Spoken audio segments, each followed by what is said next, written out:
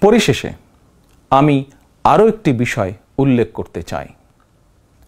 গণহত্যাকারী হাসিনা পতনের আন্দোলনে দেশে ছাত্র জনতার পাশাপাশি প্রবাসী বাংলাদেশিরাও বিশেষ অবদান রেখেছেন।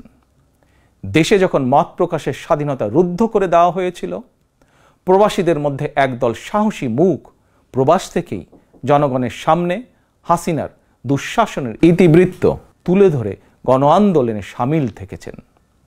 প্রবাসে থেকেই হাসিনা পতনের আন্দোলনের সঙ্গে একত্বতা প্রকাশ করতে গিয়ে কোনো কোনো প্রবাসী বাংলাদেশিকে প্রবাসে জেল জুলুম সইতে হয়েছে বা এখনো হচ্ছে। প্রবাসীদের অবদানকে কৃতজ্ঞতার সঙ্গে স্মরণ করে আমার আহ্বান, ছাত্র জনতার কাঙ্ক্ষিত একটি বৈষম্যহীন গণতান্ত্রিক বাংলাদেশ নির্মাণে অতীতের মতন ভবিষ্যতেও সংশ্লিষ্ট দেশের আইন মেনে সাধ্য মতন আপনারা আপনাদের যার যার অবস্থান থেকে ভূমিকা অব্যাহত রাখবেন।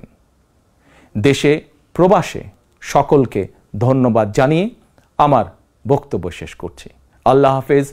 বাংলাদেশ জিন্দাবাদ। বাংলাদেশ জাতীয়তাবাদী দল জিন্দাবাদ।